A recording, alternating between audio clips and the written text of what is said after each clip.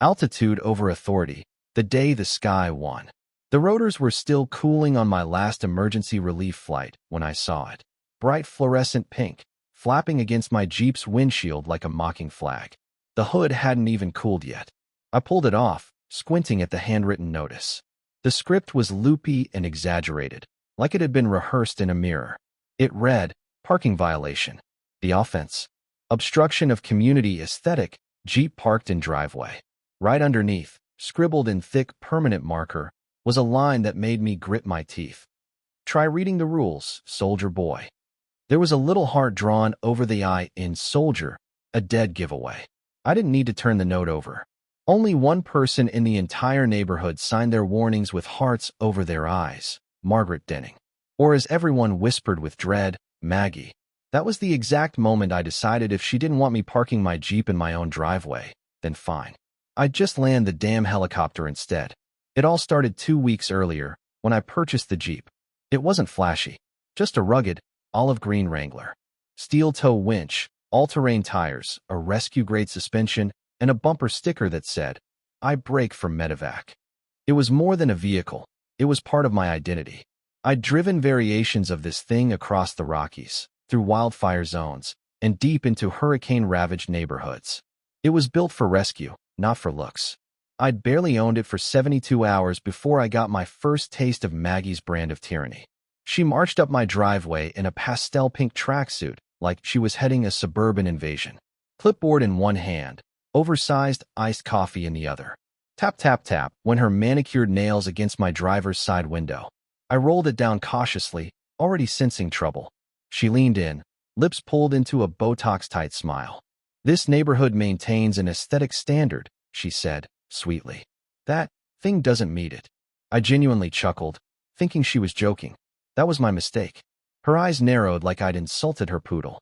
She snapped a photo of the Jeep, scribbled on her pad, and marched off like she'd just served a warrant. By dinner time, the email arrived. Subject, urgent compliance issue. They wanted me to relocate the unsightly vehicle from public view, recommending storage in a covered garage or an off-site facility. My reply was short. Does my driveway count as unsightly, or just my service record? It didn't go over well. The next morning, I found a fat envelope in my mailbox stuffed with code violations. Some of them were laughable. No visible decals. No utility racks. No vehicles over 72 inches high parked for more than 4 hours. It was as if Maggie and her cronies had invented rules overnight to fit my Jeep like a tailored suit of harassment. Talking with neighbors, I learned this wasn't unique. Maggie had fined a retired firefighter for parking his vintage truck too close to the curb, and demanded a Vietnam vet repaint his patriotic mailbox because it clashed with the community's neutral color palette. People around here were teachers, nurses, shop owners. Good folks. But every time Maggie's name came up, their eyes shifted, voices dropped. She wasn't elected, just entrenched. She ruled by attrition, wearing people down until no one dared run against her. I tried to avoid confrontation. I pulled my Jeep forward until its nose practically kissed my garage door. I turned it around to hide the decals. Didn't matter. One night, I got home late from a medevac drill. The Jeep was gone. At first, I thought it was stolen. Halfway through dialing 911, I spotted the pink slip fluttering on the driveway where the front tire had been. Vehicle removal, emergency lane obstruction. My driveway. My property. They'd towed it while I was on active duty drills.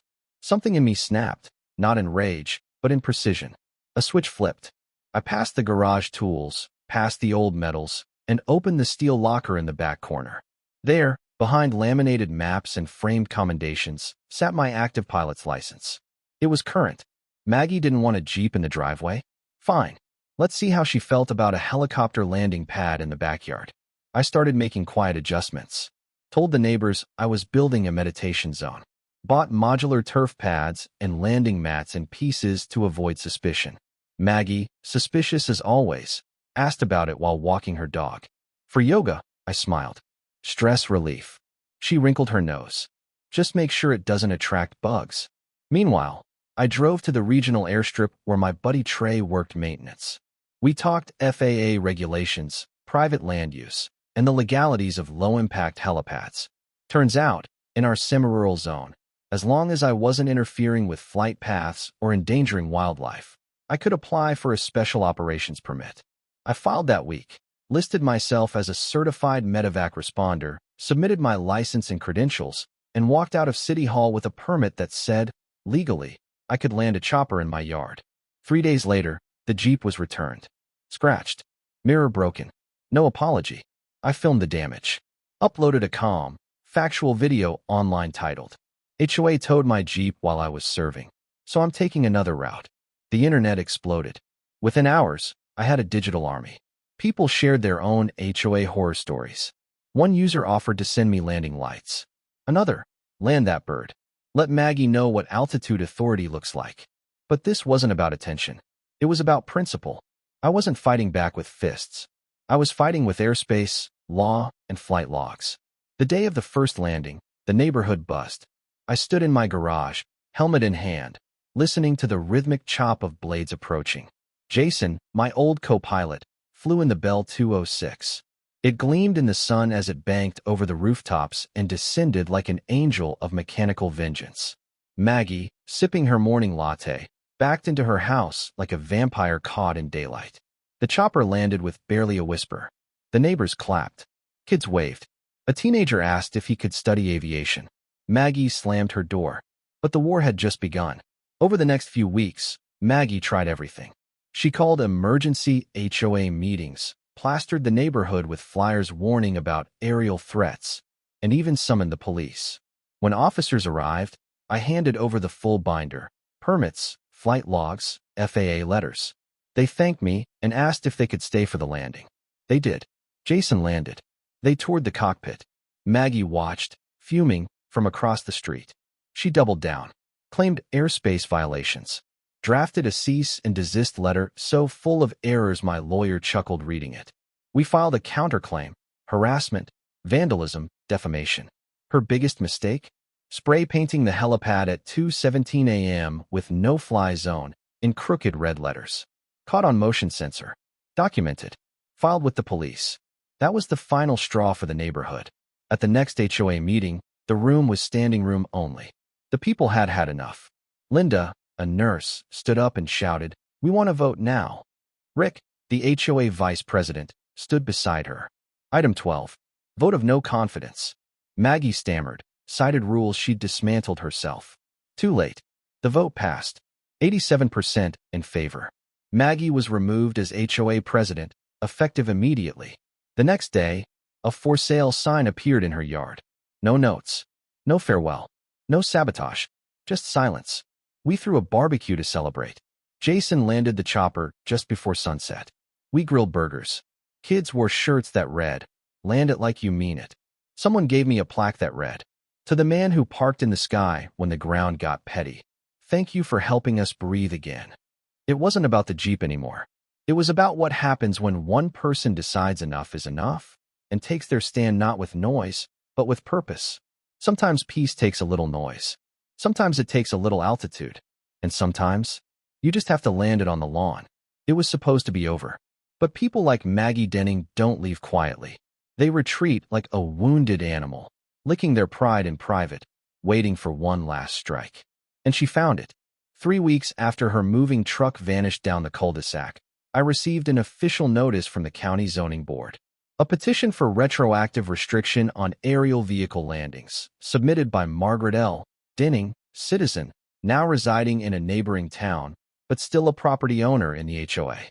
Somehow, she had retained partial title to a corner lot she'd bought years ago and never sold. It wasn't much, just a patch of grass with no construction, but it gave her a foot in the door. A legal loophole. If passed, the new restriction would prohibit aerial vehicles within 500 feet of any undeveloped residential lot, citing noise, dust, and potential wildlife disruption. Guess what lot sat exactly 423 feet from my helipad? I read the document 3 times. It was real. Signed. Filed. Under review. Maggie had found a way to come back. Not with flyers or clipboards this time. With paperwork. I sat in my study that night staring at the county seal on the letterhead. It would go to hearing in 30 days. If passed, I'd lose my flight privileges. Jason called. "What's the move, Cap?" "Same as always," I said. "Flight plan, checklist, precision. But this time, I needed more than rotor blades. I needed the community.